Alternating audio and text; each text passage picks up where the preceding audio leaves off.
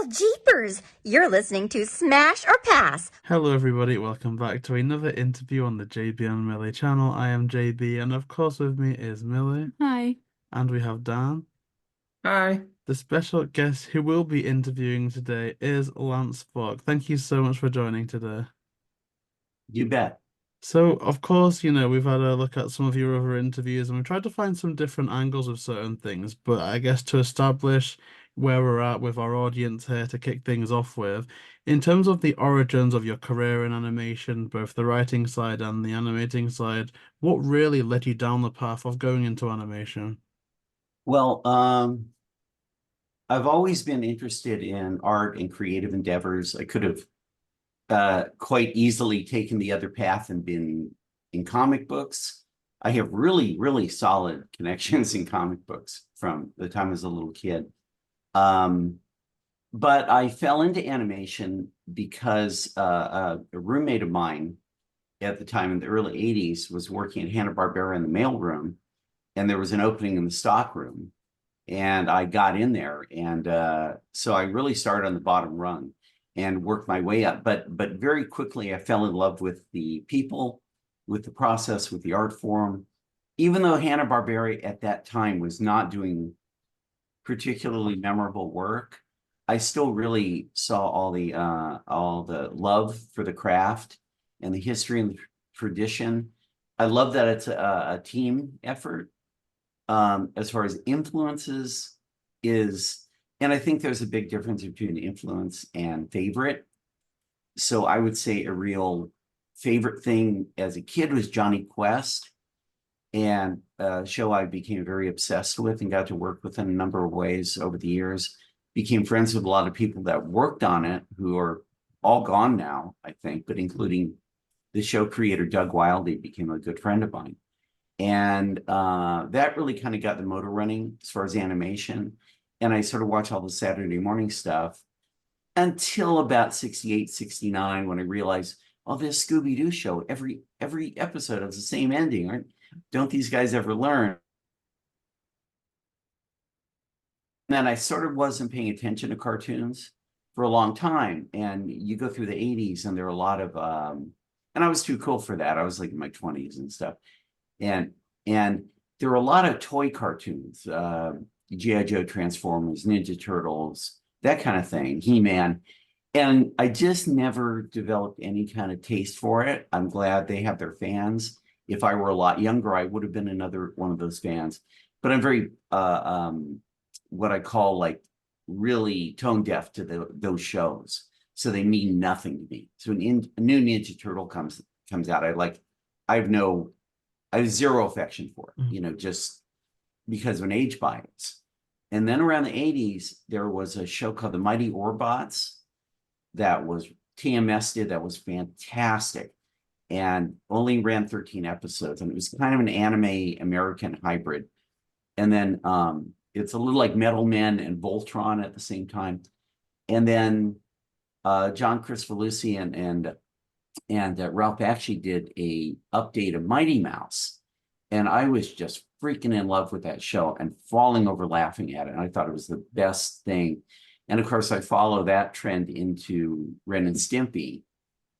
And then right around then, chronologically, if you think about it, that's when the Disney movies kind of went from mediocre to really good. That's when kind of Mermaid hit and Secret of NIMH came out and all these things. And then Don Bluth did Dragon's Lair in '84, and it became the first video game I was addicted to.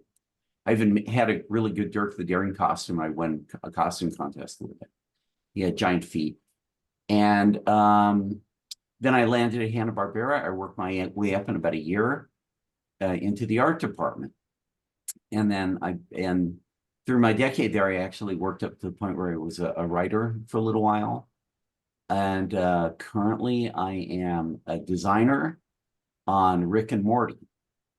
So that's a really super fun job. And I am, I'm in my mid 60s now, and the show got a big pickup and I really like working on it. So in theory, that'll be the last show I ever work on.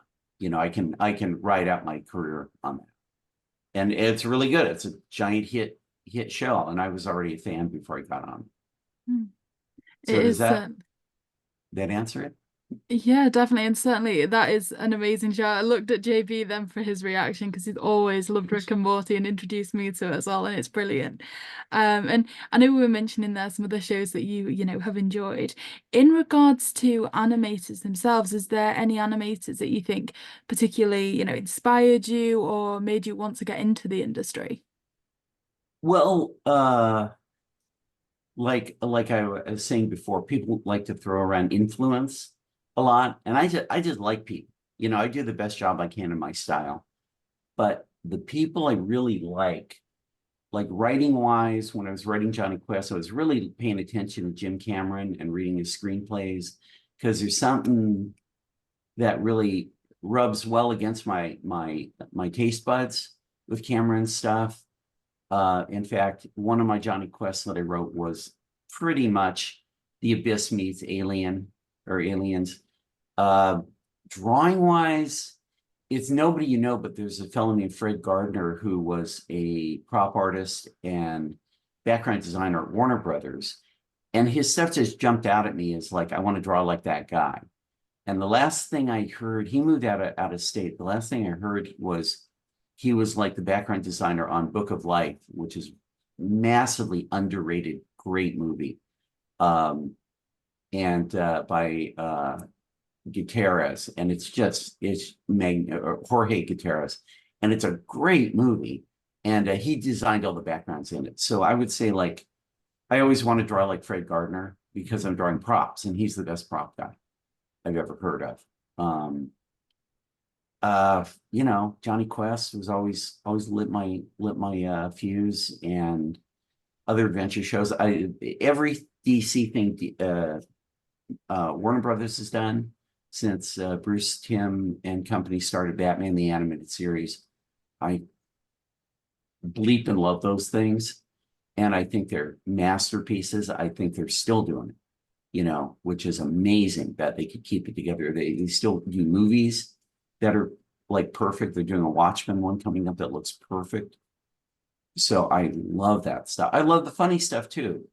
You know, the classic Looney Tunes, classic Ren and Stimpy's, you know, and so on and so forth. They're really good stuff. But you talked about people. I think my favorite living animator is probably Eric Goldberg, who did the genie in Aladdin, among a lot of other things. But so that you know, anyone that's good I admire, and I work with great people on every project.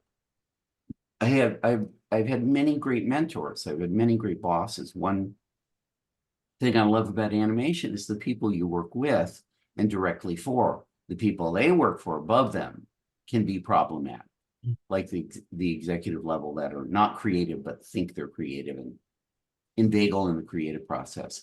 And sometimes they're good at it, and a lot of times they're not. But I've never had a boss I didn't like, you know. I never had a coworker I didn't like. And they all inspire me, you know.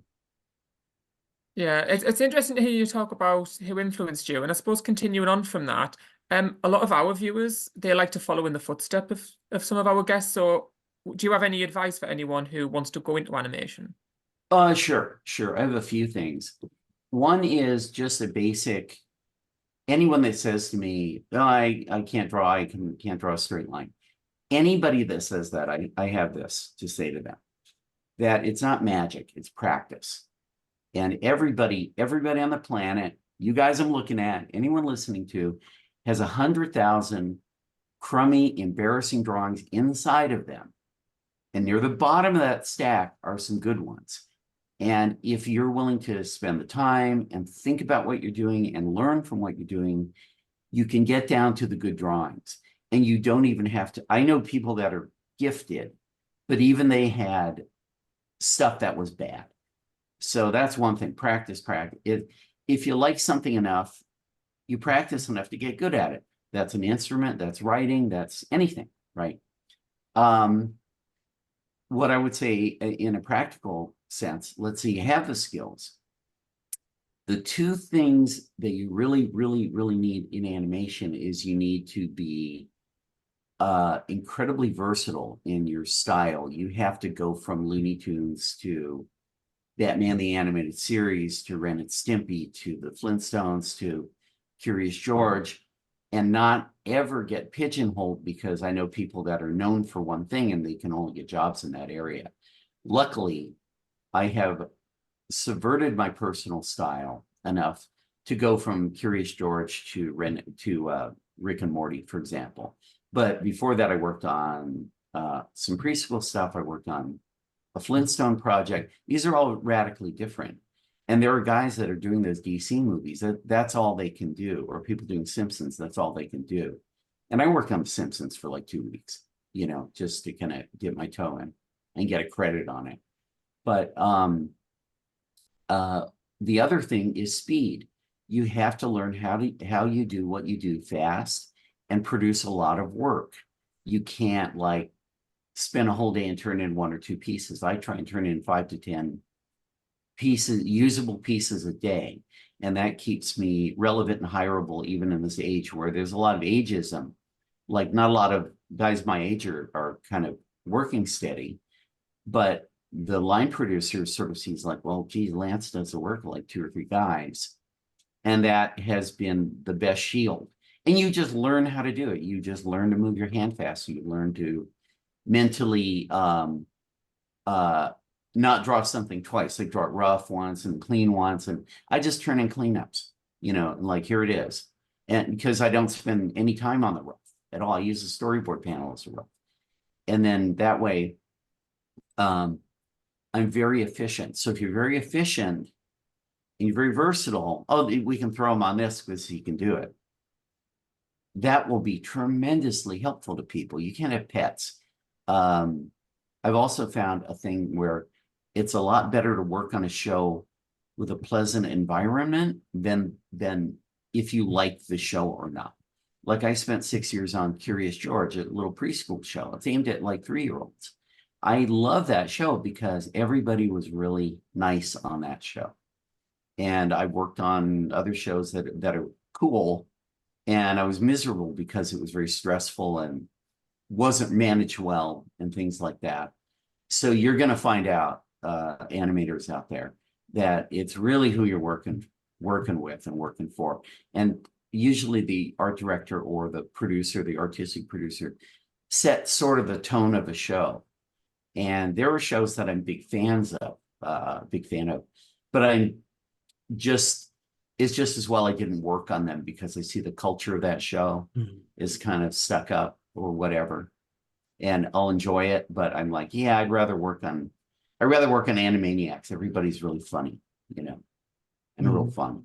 Oh yeah, that makes a lot of sense, especially when you spoke about really who you're working with and that environment. Because what we found sometimes when we've spoken to people from Scooby, it's almost like it thrives better when creatives are allowed to be creative. And when it comes to the original Scooby Doo movies, of course, there was you with Jen Stenstrom, Glenn Leopold, and all of that team, which I think is absolutely fantastic. And so when it comes to Zombie Island, of course, you mentioned that Scooby-Doo prior had seemed a bit formulaic for you, but was there like a reading list that you were recommended as such when starting that, like, of past episodes to watch at all? I think that was the writing of Zombie Island was really in the wheelhouse of Glenn Leopold, who knew the show backwards and forwards, big fan of it. And Davis Doy, who's a producer who's my main mentor, I would say, who has impeccable taste in both art and story. And every show he ever wrote was for Davis, and every note I got from him was, that's better, that's smarter. Oh yeah, that's some advice. Want some advice? Take notes well. Don't take it personal. Your job is to please your boss. And their sensibility overrides yours, unless somebody's really ruinous and they're just giving you idiot notes. And I've had that, but non-creative people. But really, don't take it personal. Just give them what they want, and don't make excuses. Well, what I was thinking when I was drawing this was that. Don't waste anybody's time, including yours. Just like go, sure, and just give them what they want the way they want it. And the next job, they'll think that guy's easy to work with. We'll hire him or her. So that's a really big piece of advice I should have come up with. Zombie Island, the beauty of Zombie Island, it was the perfect storm of giving the resources and having the right team. And importantly, the secret sauce was being left alone by management, totally left alone. And we did that thing. And even though that's not the one I wrote, it's my favorite one because we really had the freedom to do what you saw. And the second movie, of course, they didn't know Zombie Island was going to be a hit, let alone a really big hit. So they left us alone. And as soon as it was a big hit, management started like, ooh, let us help you. And started throwing scripts from other people at us that weren't as good, that we were sort of stuck with. And I was like, I thought we kind of earned the slot to get to write these by writing a hit one. And what happened was by the fourth movie, they were dumping real garbage scripts on us. And we kind of walked, as a team. And that's that story. I don't know if Glenn even needed to look at other Scooby-Doos. He knows it backwards and forwards. I'm not sure Davis really looked at because he, like I, am not at base level a big Scooby-Doo fan growing up. But I'll tell this, and this is another important bit of advice, is whatever you're working on, become a fan of it while you're working on it, because you're not making it for you. You're making it for the audience that likes that thing that brought, there's a stupid expression. It's like you dance with the girl that brung you. And what that means is I'm here to make a Scooby-Doo movie for the fans. And if they say put Scrappy Doo in it, I'm going to put Scrappy Doo in it and try and like him. Because out there are people that like that character and we're making it for them, not me. You have Zack Snyder. I've mentioned these on other podcasts. Zack Snyder hates Superman. He said it. He doesn't understand him. Why is a character so selfless? And then he did a Superman who was like a psychopath and ruined the character for 15 years. You have these guys that were doing Johnny Quest before our team that told me personally when I was trying to get on that show how much I hated the original show. And what happened to that show was clearly the result of guys who hated the show and wanted to fix it, didn't need fixing. And those things will out. So when I'm on something, like I said, I was on Curious George, a little show for 3-year-olds. I really got into it. I read all the books and I became very fond of what worked in it. And I worked on that job for 6 years. It's the longest time I'd ever worked consistently on one project. And I had a ball and great memories. And it was like drawing a monkey for 3-year-olds, and it was fun. Awesome. It's amazing to hear, especially everything that was going on at the time. And the origins of Zombie Island have been discussed previously, but it's really interesting that you bring up the comparison of people, say, going into something with the attitude of fixing it versus just going there to tell a really good story for the fans. And so, to that end, when it comes to the chain of command from Hanna-Barbera to you and the rest of the creatives, how was Zombie Island originally thought of? What was the game plan initially? And was Zombie Island, the one that we saw on screen, quite different or similar to the original pictures that were going on at the time? Well, what's really nice about it was management just had data that Scooby Doo was a very well-known character, was popular, even though you hadn't had a series in a while. The moms in the supermarkets kind of checked that box of yeah, I've heard of him, da, da, da, da. And so based on that, they wanted to, Hanna-Barbera had seen that Disney and Warner Brothers are both entering the home video market, do movie-length things direct for home video. And that was a giant market then, pre-streaming. And, well, what should we do? And their data led them to suggest maybe try a Scooby-Doo one. And as far as I know, Scooby-Doo never really had a feature-length anything. They didn't even do multi-parters. They might have done an hour-long special or something. But it was really, we're doing a feature-length thing. And I'll tell you, Glenn Leopold rubbed his hands together like, oh boy, I get to write a Scooby Doo movie. And he was really excited about the prospect. And I've told this story on other podcasts, but it's a good one that bears repeating. So Zombie Island had an initial, I'd say, brain trust of 4 people. Davis Doy, who ran everything, Glenn Leopold, who was the head writer, Jim Stenstrom, who's the head artist, and Jim is the guy that hired me in the business out of the stockroom. I want to point out, like, Jim is gigantic in my life, and I worked on most shows I've ever worked on with Jim, and that's the guy that pulled me out. And I worked with him on Curious George, and then I think he's retired and he's writing books now. And lastly, myself. And I was kind of a jack of all trades. I'd done a little writing for the team. I was an artist, but I was somebody who Davis kind of trusted in terms of story and things. So we sat in a room and was like, okay, we're going to do the Scooby Doo movie. And Jim raises his hand. Jim's a big monster guy. And Jim says, can we have real monsters? Can we please have real monsters? I'm tired of this unmasking thing. And then Glenn, the traditionalist on Scooby, says, no. Scooby doesn't do that. Scooby doesn't do that. There are a few anomalies like 13 Ghosts and things, but they're unmasking. It's a mystery the audience can solve, and then it's unmasked at the end. And the audience is supposed to be maybe a little ahead of the gang, and that's what's fun for them. And then Davis said, but here's the thing. You can do that for 22 minutes. But if you're yanking people around for 90 minutes or 70 minutes, and then it's a fake all along, it's like the end of a story where, oh, it was just a dream, and you feel kind of cheated.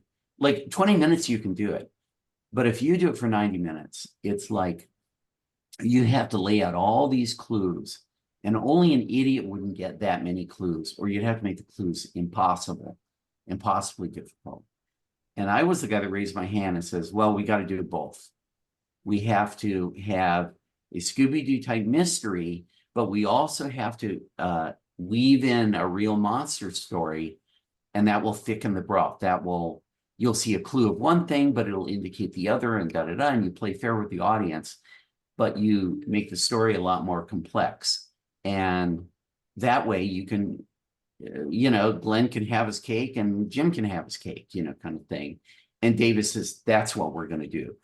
So though I worked on those 4 movies and did a lot of things on all of them, including co-writing one, I would say that was my biggest contribution, is just that the idea of you got to do both. We inherited a script for Witch's Ghost, and Witch's Ghost, the script we got was okay, but at the end it was just an unmasking, only it was the whole town. And what we did was that 3rd act.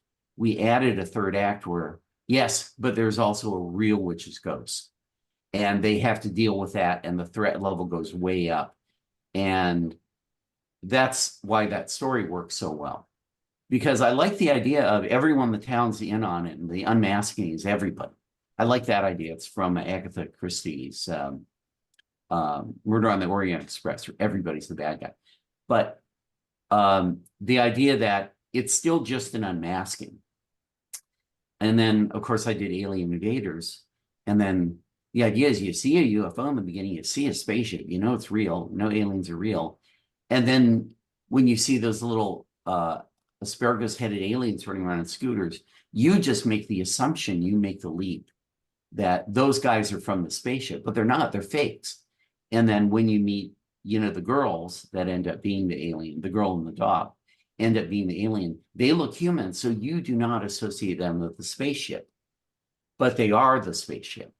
So you see what I mean by you can really mix both things and thicken the story. You still leave clues, you still be fair, but you make a more complex story. And you have 70 minutes, you got to make a more complex story. So. Well, it was really interesting getting that insight on The Witch's Ghost, because that's always been my favourite movie, and I don't think it would have ever been quite right with me to have just left it at the unmasking. It's that last scene that really makes it kind of the standout as my favourite. But when working on something like Scooby Doo, do you ever feel any sort of additional pressure with it being so pre-established and fans having certain expectations because it's already been done so many times before? I like that question, Millie. I would say that Glenn was really the keeper of the flame, making sure we didn't go off. He knew the property really, really well, even the ones he didn't have a writer credit on. He kind of kept us honest. I think Scooby is so basic and formulaic, and you've seen 2 or 3, you know what it is. And as long as you don't violate that, you violate the nature of the characters. They each have a role that's pretty well defined, and what their function is in the story. And you can mix it up a little bit, but it's kind of there. It's kind of there. I think only a fool wouldn't see, you know, how to handle those guys if you see a few of them. So pressure, no, not really. We had a lot of fun. That group was my favorite group of people to work with, Davis and Jim and Glenn, and a lot of artists on the show are like Drew Gentle did all the backgrounds. The storyboard people, all these people are friends of mine that I loved working with. So that was a real pleasure. What I said earlier about working with the team you want to work with makes the show a pleasure. I mean, that was the epitome of that. That team worked together on Johnny Quest, on SWAT Cats, you know, briefly doing development, because we like working together and we work really well together and we trust one another. And we have a lot of loyalty to Davis because he's shown that loyalty to us by continuing to hire us and trust us. And in my case, gave me the opportunity to write, not once, but like 17 different times. And, you know, I bought my first car because of him. And the sad thing I love Rick and Morty, but the sad thing to me is that Davis and Jim are both like done. And boy, those are the guys I would have worked with until I dropped dead, you know. So I love those guys. And they've been so great to me, you know. So, I mean, Rick and Morty, everyone's great. Love it. Everyone's great. I was a fan before I started on the show. I was a big fan of it. And it's a hard show to get on, but I knew somebody that was on it who kind of got me an audition, and I aced the audition, you know, kind of thing. So That's amazing. And you were mentioning something there about Scooby that I think was really quite important. You were saying about how, you know, it wasn't just, you know, working out the clues. There's something about those movies that have made them last the test of time. I don't know if it is just that the monster's been real. It's more than just you've already solved the mystery. There's so much more to it, but I can enjoy them just as much now as I did when I was young. So it is ones that we really do go back to. But in terms of that, you know, the monsters being real, and I do think that's why I do enjoy those movies so much, but was there ever a stage, I know you said certainly at the start a conversation happened of, do we keep it as an unmasking, do we make them real? Was there ever a stage where when kind of higher up started to hear about what the movie was or what it was going to be, that there was ever any pushback that they wanted an unmasking? No, because from the get-go, we always included that primal aspect of the show that was always in there. So there was we didn't take anything away. We just added another dimension to it because it was a long thing. If we did, I think, doing half-hour Scoobies, you should probably do the unmasking story because that's what it is. And I know they deviated from that a little bit, and that's fine. But you know, no, there was no pushback because they got everything they wanted. Another thing I want to say about the show is the characters are inherently appealing. They're designed very appealing by Iwo Takamoto, who I got to help us with one of them. But Iwo just really designed them well. They all have great voice acting. They have great distinctive functional personalities in the group. They all have they all have jobs to do in the group. And somebody like Glenn, a writer like Glenn, will just instinctively know, like, okay, Freddie's got to be this guy and Velma's got to be this girl, and so forth. And as long as you kind of maintain that, and you really lean on Scooby and Shaggy for the comedy, then you're in a good place. One thing about Alien Invaders, you notice I split the characters into 2 groups. I split Scooby and Shaggy with the the girl and the dog, because we had a lot of characters running around. And the other three were investigating, they were interviewing people, and they were following clues and footprints and putting pieces together. And Shaggy and Scooby basically fall into a hole and solve it because they're agents of chaos. And the other guys doing all their clues, they got there at the same time, but Shaggy and Scooby just fell through a hole without doing any of the hard work. So to me, that's funny. You know, that's and that sort of explains the characters really well. Like, they're capable on many levels. They're capable as random comedic characters, and they're capable as intellectual puzzle solvers. Yeah, it's interesting to hear you talk about the characters, and I know you mentioned there obviously the voice cast, and the films that you worked on obviously had, you know, Mary Kay Bergman, Billy West, Scott Innes, and, you know, Frank Welker, of course. But did you get to work with them personally? Like, do you have any stories about the voice actors? I don't know about work with. I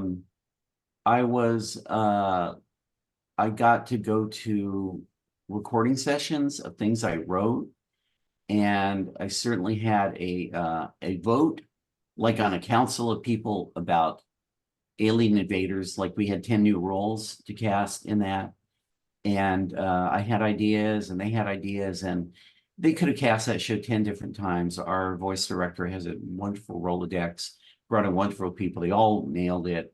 And it just came down to splitting hairs who got those particular jobs. But of course, a big Star Wars fanboy. I mean, I saw the original like 100 times in theaters.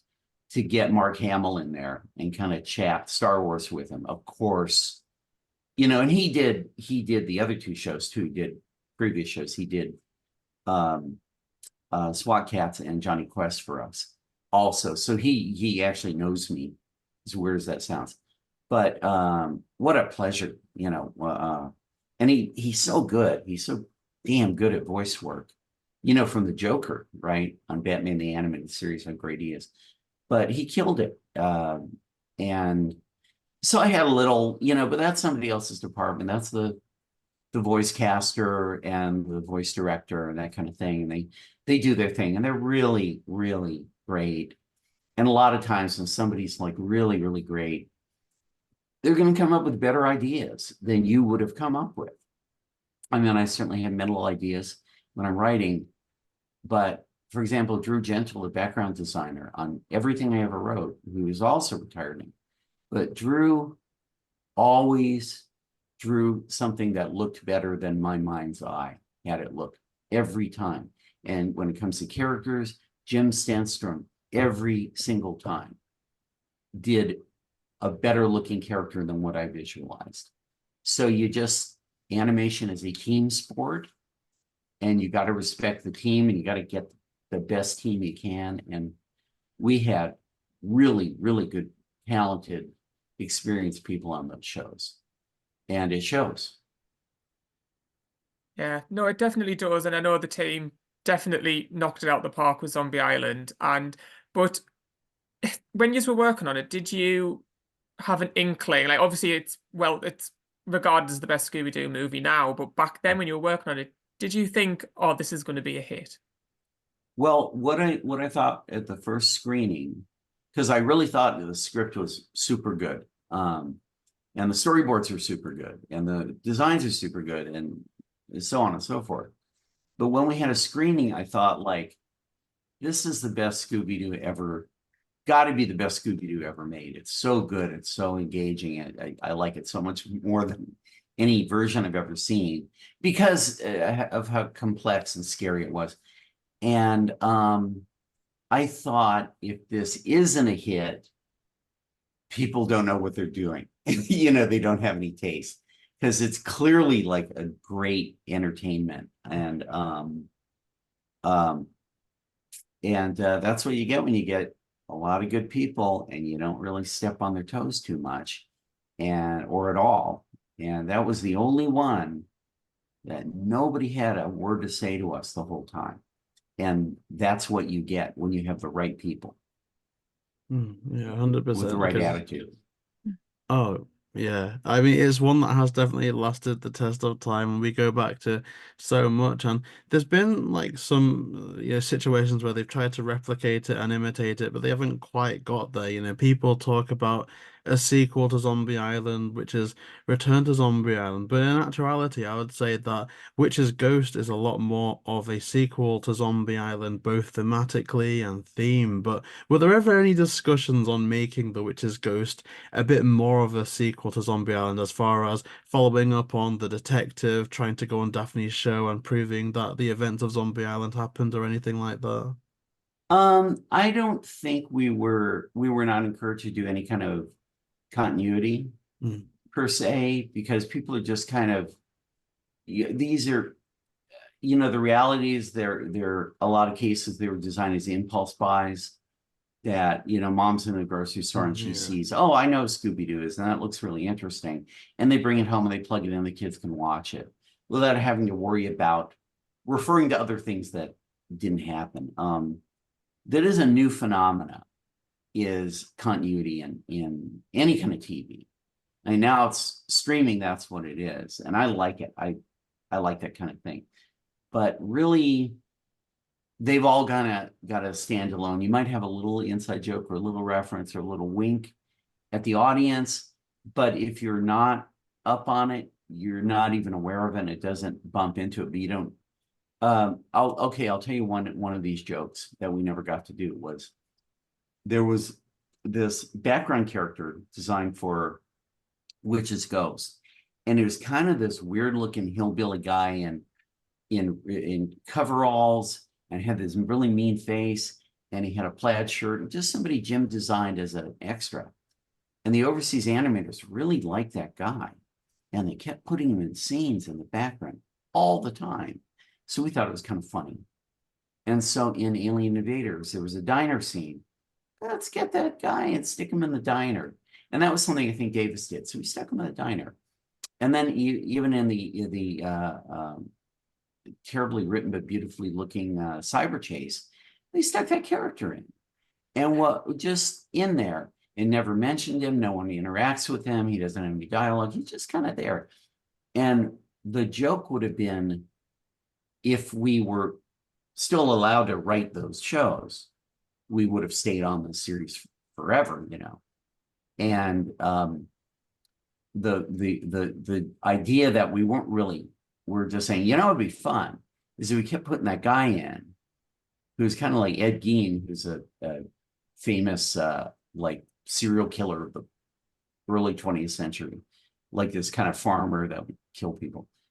And that's kind of the Ed Gein guy, something creepy about him.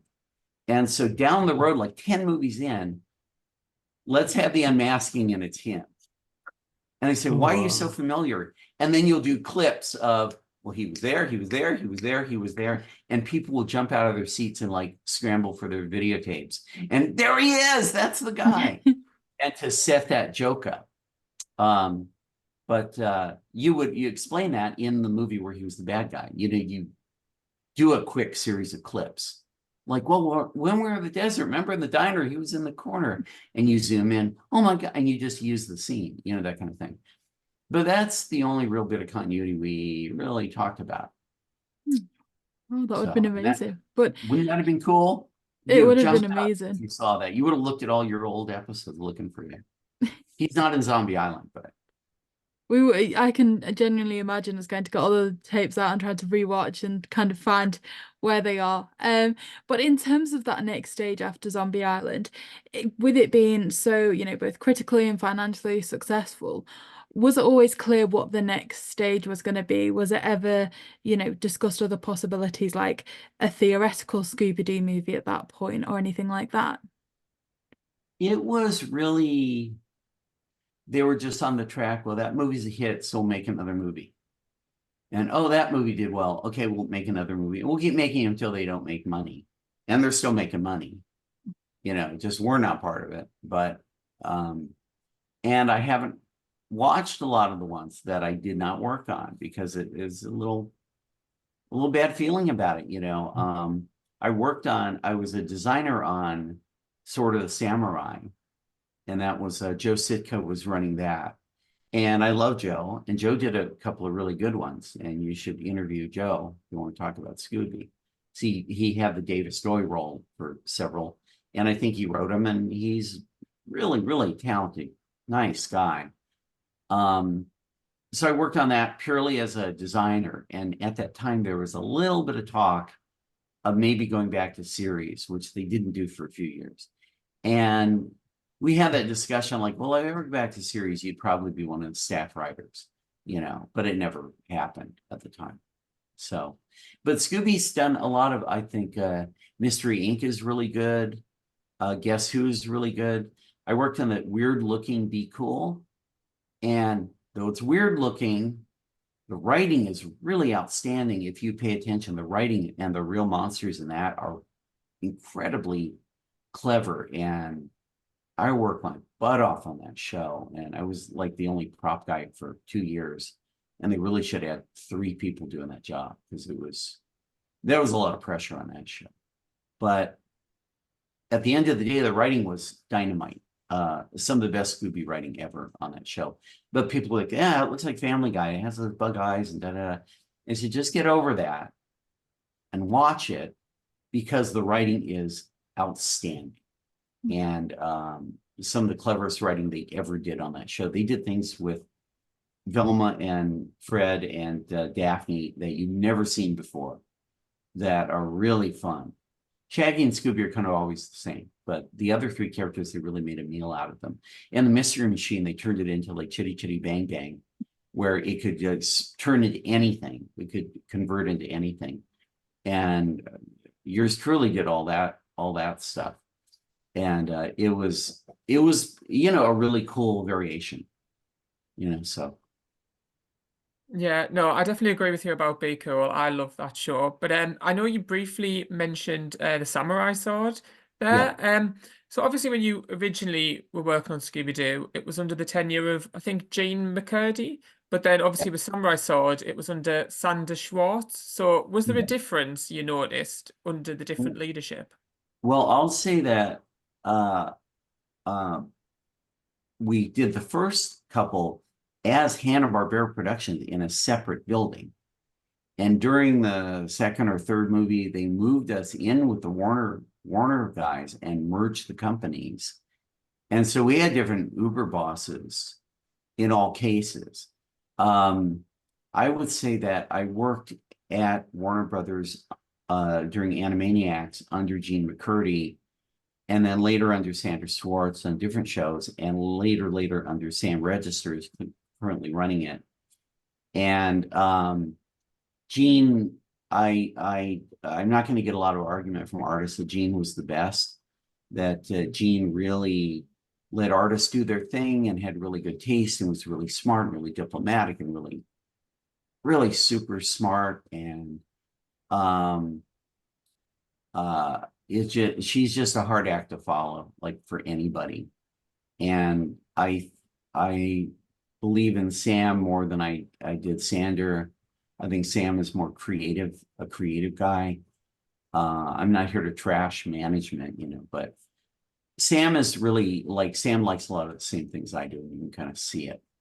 So there you go. But zombie or Witches Go, see, I'm getting it all wrong. Alien Invaders, I believe, was the very last thing in history that said a Hanna-Barbera production with a Hanna-Barbera logo, as opposed to opening with the dun dun dun dun with Bugs Bunny, which I think the 4th movie did. And as the companies merged, and then Hanna-Barbera kind of went away, and Warner Brothers and Cartoon Network were doing the Hanna-Barbera properties, and there was no more Hanna-Barbera studios, even in the same building. Because Hanna and Barbera and Iwo Takamoto, the 3 head guys, had all passed away around then, and they were like, okay, we don't have to pretend that it's a separate entity. And in fact, Cartoon Network was independent of Warner Brothers for a really, really, really long time. And then recently they were moved into the same building as Warner's. And I have a really funny feeling they're going to be part of the Borg collective but sooner than later, they're just going to be absorbed, because why have two different animation companies in the same building selling to the same networks? Kind of doesn't make sense from a structural point. And although Cartoon Network had its own vibe, you know, as did Hanna-Barbera, and those are sacrificed on that altar of, you know, mergers. Yeah, I mean, there's a difference between a golden age and a heyday, and I really think that the movies that you worked on came from that golden age. But I also really do like the praise you've got for something like Be Cool Scooby Doo, which again we really love. You know, the team of John Colton Barry, Zach Moncrief, and of course you, like, really made something special. And for all there have been glimmers of hope within Scooby, there are some issues, I think, you know, with the insistence of it being a bit too formulaic now, and absolutely no real monsters, even if it is for a feature film. I think that's kind of really put it in a box too much. And obviously, you've gone on record to say that Cyber Chase is your least favorite. But what were some of like the key issues that you think were starting to seep through when it comes to Cyber Chase? Well, there's no seep through. We went from my script, which was competent and clear and made sense, to something that made no sense on any level. The plot didn't make any sense. There was no actual villain. There was, you know, it was a complete mess, and it had to be stripped down and rewritten from scratch, and it still didn't work. And the one kudos I'll give it is, by then our crew had done 3 previous Scooby movies, and the overseas animation studio we used had done 3. And everybody was really good at drawing by then. Like, the drawing got better and better and better. And that is a good looking movie. I think the story is just absolute nonsensical garbage. It just doesn't work to me on any level, And it was a nightmare. And we had this new deal where, okay, well, our guys will write one and your guys will write one. And we endured doing that thing, everybody hating it the whole time because of the garbage story. And then, okay, now it's our turn. And they dumped another script by the same person on our desk, and it was even worse. And it was like, that's it, we're out of here, you know, because we earned this job. We earned this slot to write these hit movies that were highly successful, that work well, that everybody likes. And you bumped us not for another writer, but for an incompetent writer. So we have to endure working on these stories that it's a lot more work when they don't make sense, because you have to do all this triage work on it. And we were done. You know, we were like, okay, we got screwed out of that job, and I'm not interested in working on this thing. And nobody was. And I remember just reading the outline, and everyone had the outline, and then we all kind of stuck our heads out in the hall after we read it, going like, oh my God, this one's even worse, you know. And that ended up being the Legend of the Vampire or whatever it was. And we're just like, we're done. And so I bounced back to Warner Brothers for a while, working on shows and stuff.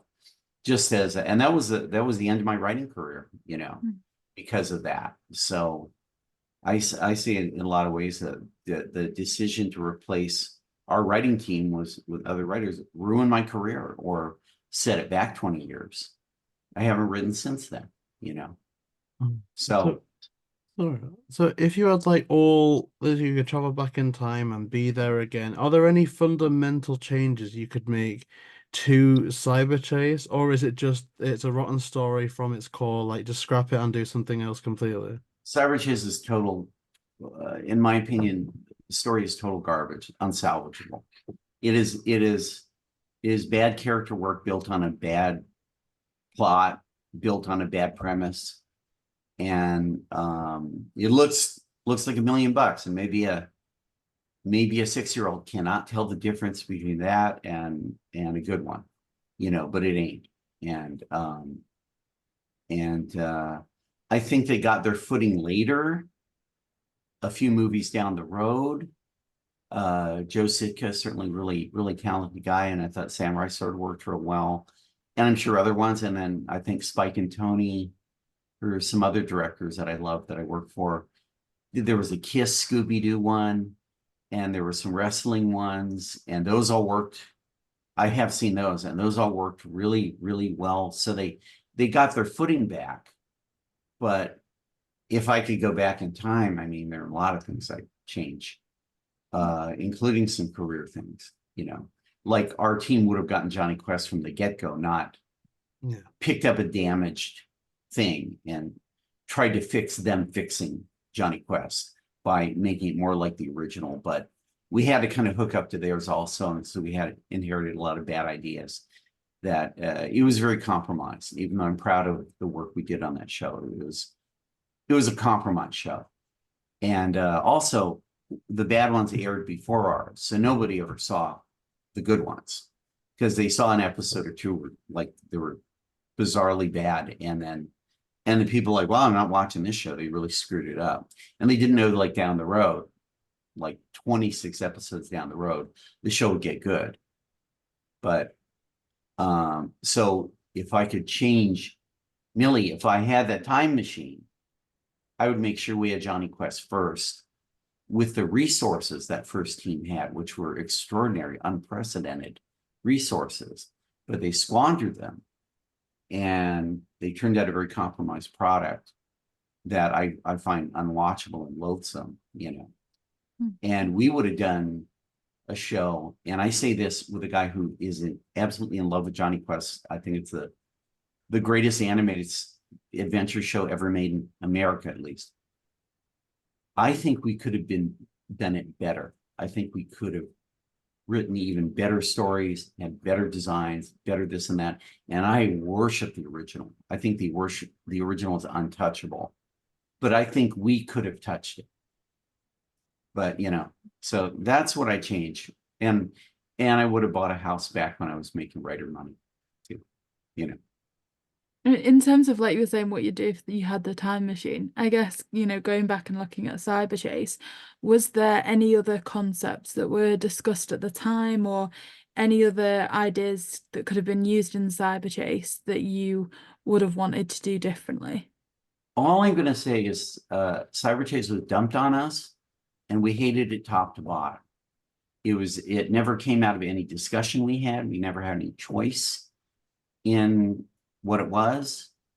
There was a script that Davis co-wrote with Jim that was dynamite that never got made.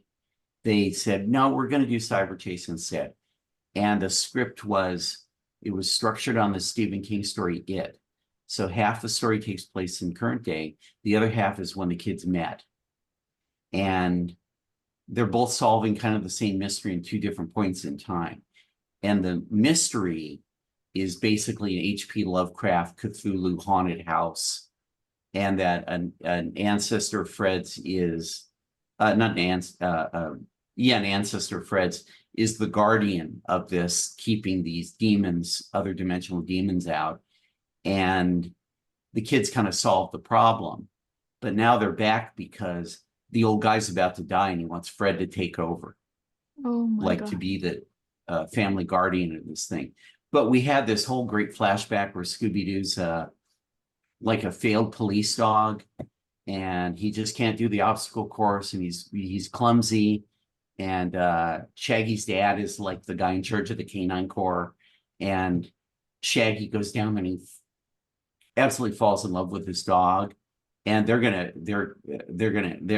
don't know what to do with him. And I said, listen, I'm like, oh, my son loves this goofy ass dog, and so that, and at the end of the story, Scooby has this very complex maze to solve the problem, to get the magic object or whatever, and he superimposes the obstacle course he can never do, and he does it.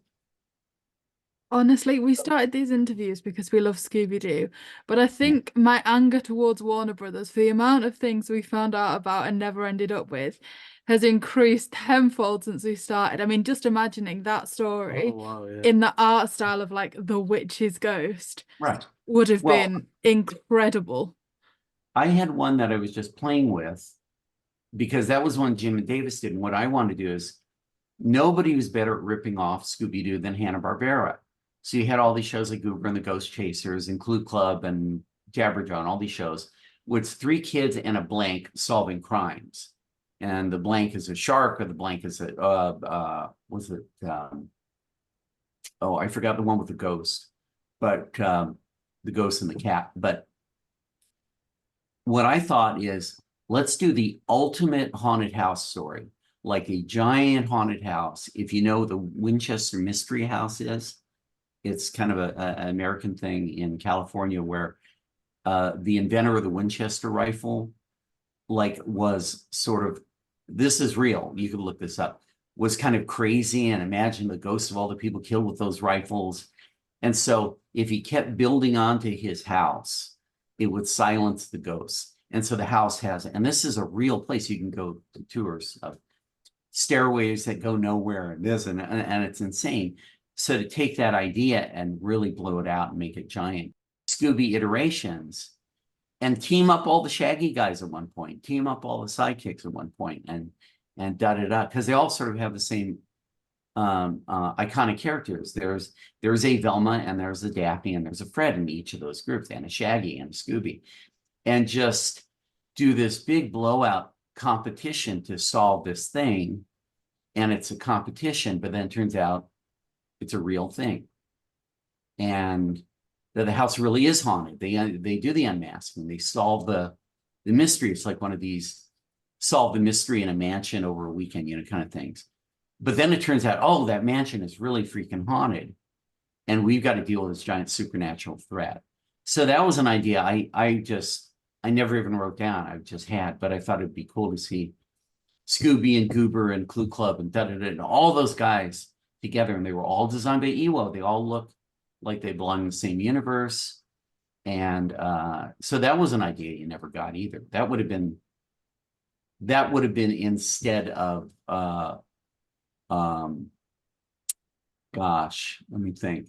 That would have been instead of the Shadow of the Vampire or Legend of the Vampire.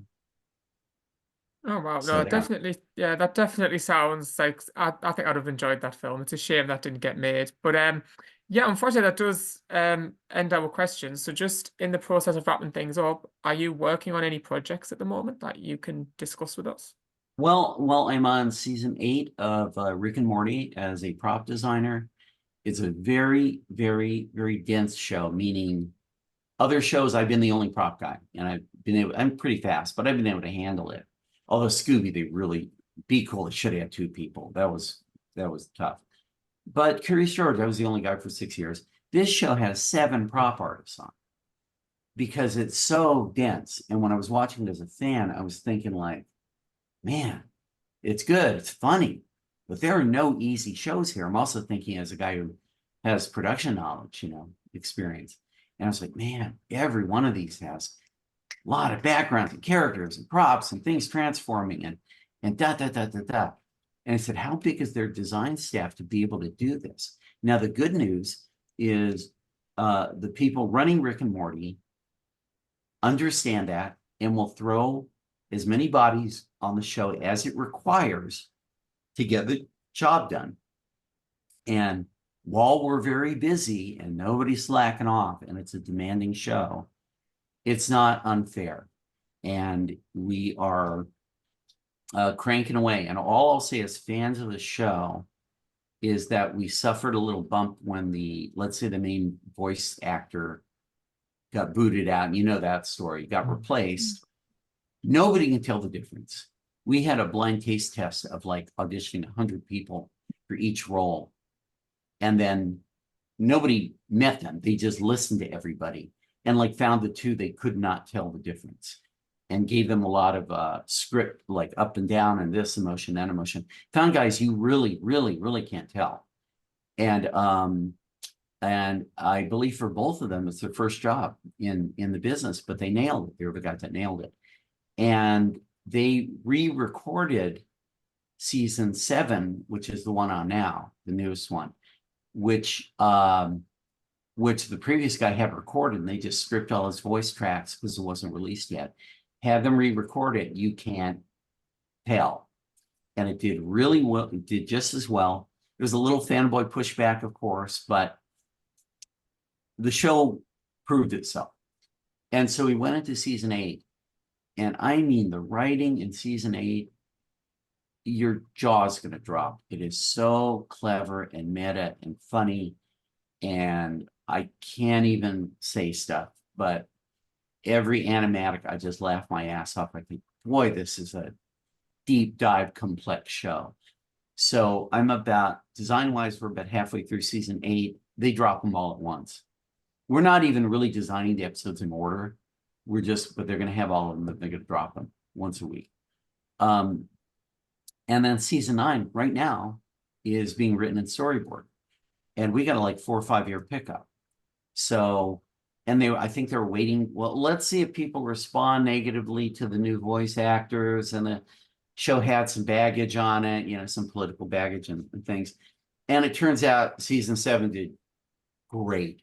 And so they're like, yeah, well, here's a big pickup. We're just going to keep doing it.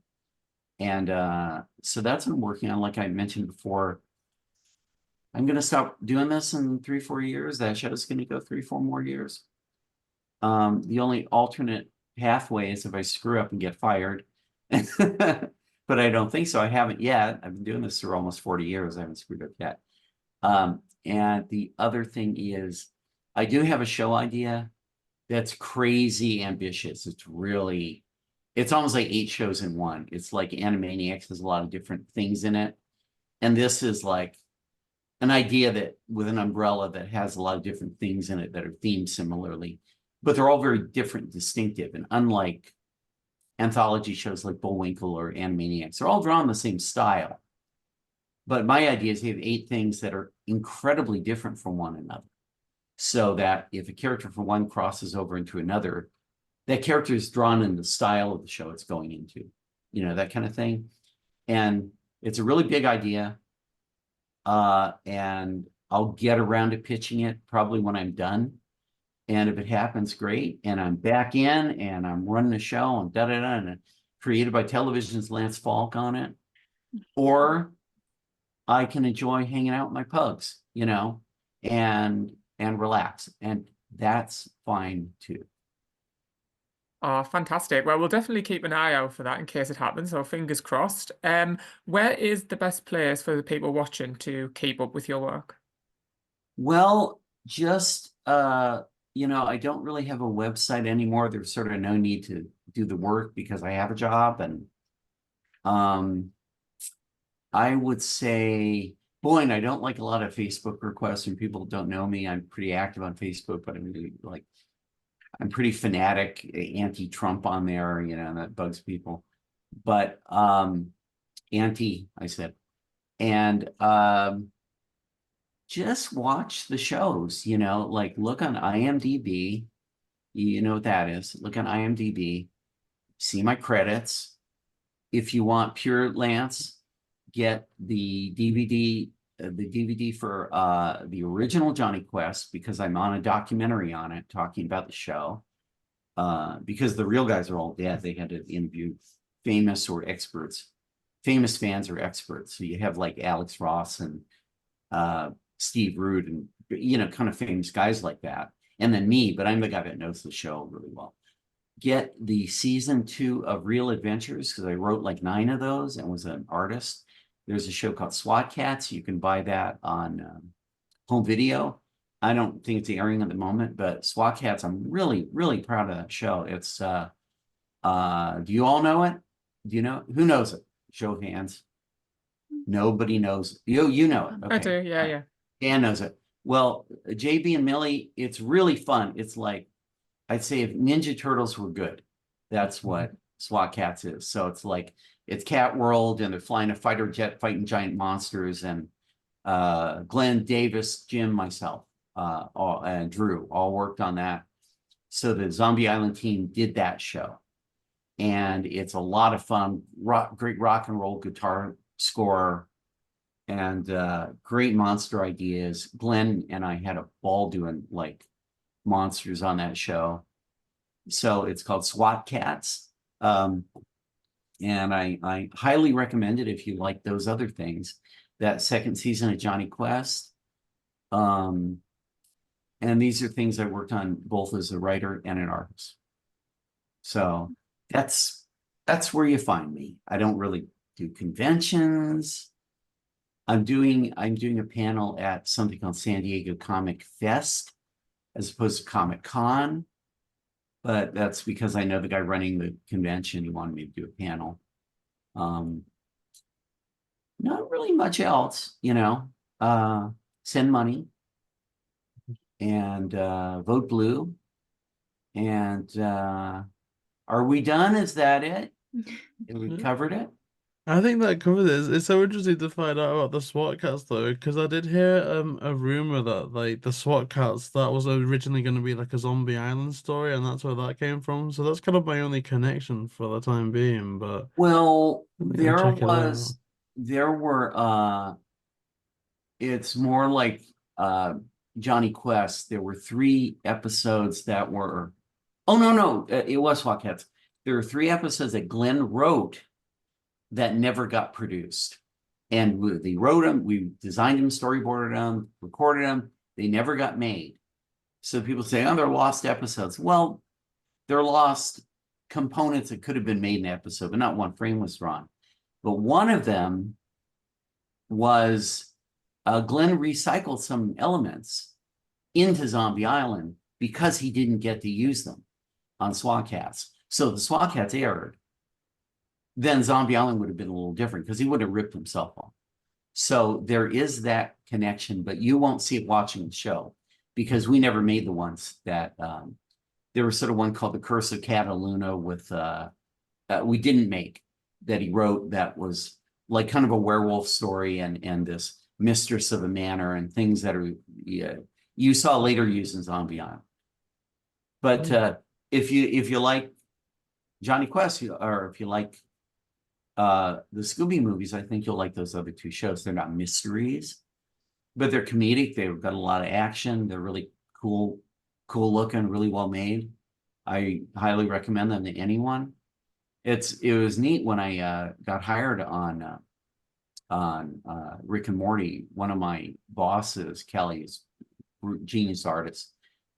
You know, we got along great, and I loved working with her. And then we met in person finally because we all work remote now. She was like, I just got to tell you, when I was a kid, boy, did I love SWAT cats. Like I recognize your name from that and that sort of thing. And I was like, well, that's cool to hear. You know, that's just like, wow, you're my boss, you know, and you're a fan. That was kind of bitching. You'll like that show. I would tell anyone to watch that show. Well, I'll definitely be sure to check that out. But of course, as we've mentioned, that does conclude all of the questions that we had for you today. Just thank you so much again for coming on today and being so giving with your time and your answers, because we've just had an absolute pleasure talking with you today. Great. Likewise. Well, thank you guys, and keep it up. And when I get to Disney Paris, I'll give you a shout. So thank you so much. Channel over and we can ride or something. That'd be absolutely fantastic. And thank you so much to everyone for watching this. If you do want to see more, then please like, comment, and subscribe, and we'll see you next time. Thank you.